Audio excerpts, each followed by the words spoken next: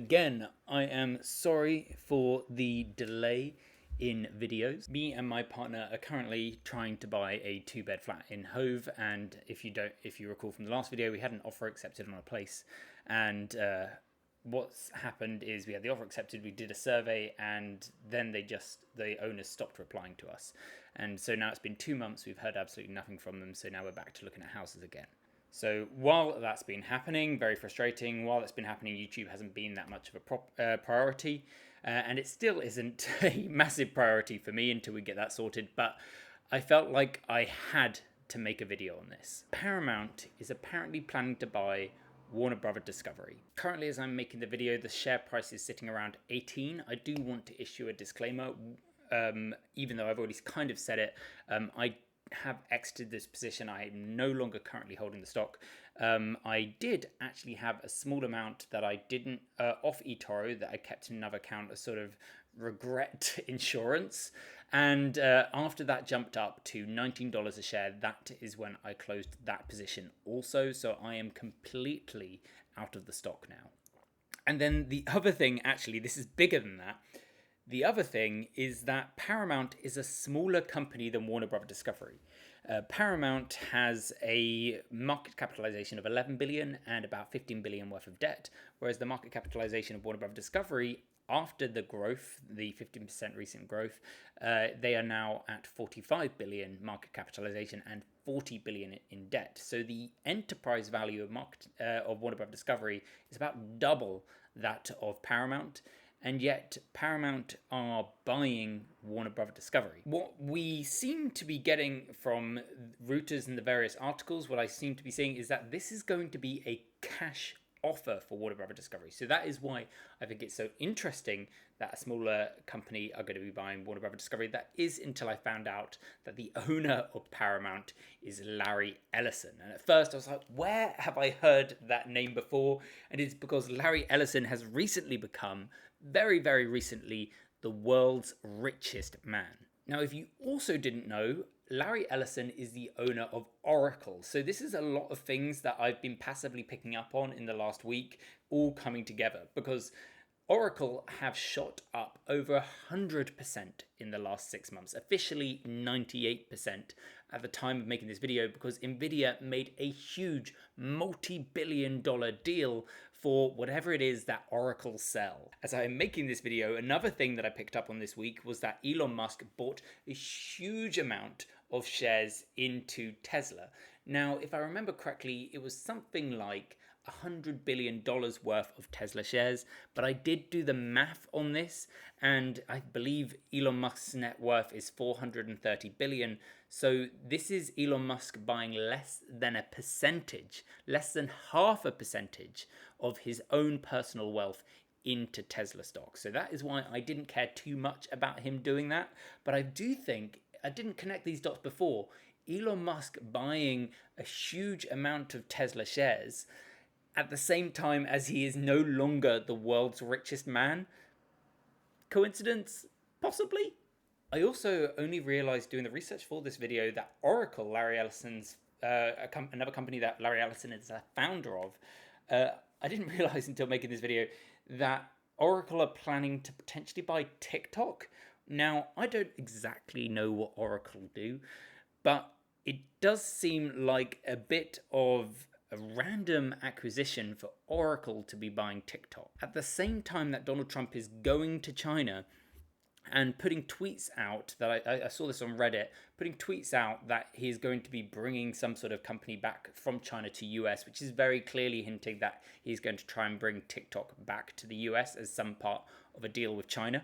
I thought the fact that Oracle were lining up to be the purchasers of TikTok was an interesting coincidence, colliding with Larry Ellison wanting to purchase Warner Brothers Discovery, where he would absolutely need Donald Trump's support, the President of the United States, because this is going to become a big issue with the organization in the American government that is responsible for managing monopolies. Now, going back to the subject at hand and what Warner Brothers Discovery shareholders can expect to get for their shares, when Microsoft planned to buy Activision Blizzard, they offered to do so at $69 per share. was a big learning moment for me when Berkshire Hathaway then came onto the scene and bought a ton of Activision Blizzard shares in the middle of Microsoft doing its acquisition.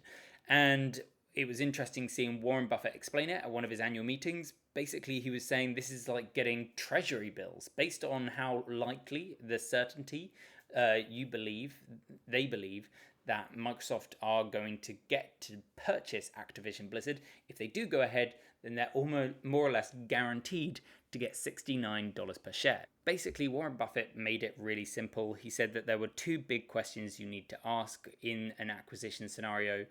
One is, what is the share price that they're going to buy the company for? But the second one is, how likely is that acquisition going to go ahead? Now, as for whether this would go ahead, I think Larry Ellison's wealth certainly means that he has the means to outbid a lot of big players. And his relationship with Donald Trump means that he is the most likely of all the people bidding to actually be able to get this acquisition through.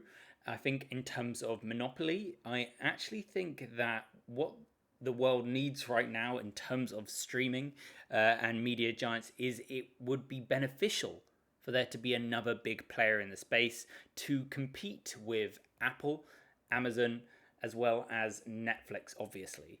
And I'm missing Disney. I think it would actually be beneficial for there to be another big player in that space.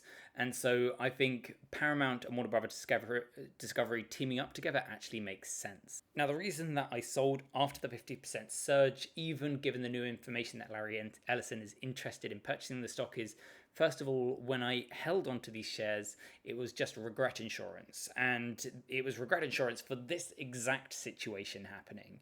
And when I win big at a casino and get lucky, I like to just take my chips and leave. Let's assume a generous cash offer is given for this acquisition, and Larry Ellison offers $40 a share, which is more than double where we are currently. Given the current levels of uncertainty around the stock, for me to hold on to this position, that is what I would be hoping for, given the level of risk and uncertainty.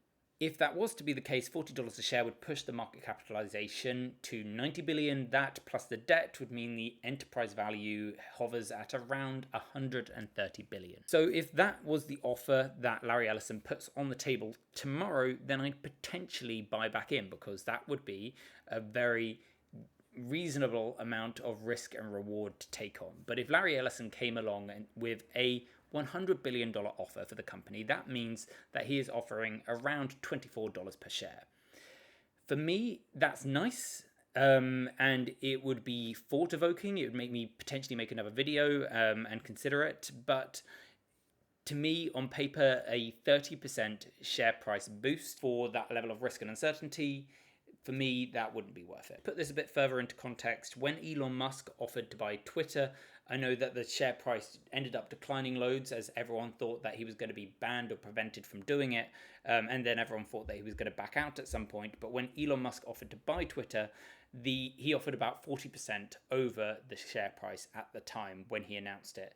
And also when Activision Blizzard offered to when Microsoft offered to purchase Activision Blizzard, they offered around 45% premium at the cost of the share price at the time. So the question I'd be concerned about if I was a current holder of Warner Brothers Discovery stock is, now that Larry Ellison has admitted that he is going to be putting an offer in for Warner Brothers Discovery, and the share price has jumped to 50%, is his offer going to be near where it is currently sitting, or is it going to sit at a 40 to 45 to 50% premium from where it is now?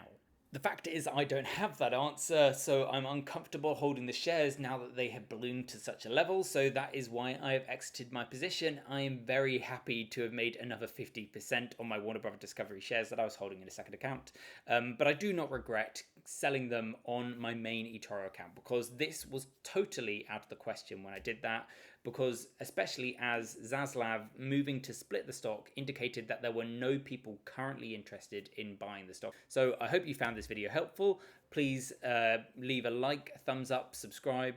And the biggest thing that you could do to help me out on this channel is go over to my eToro portfolio, add me to your watch list, and if you really, really like, it would be fantastic if you wanted to become a copier.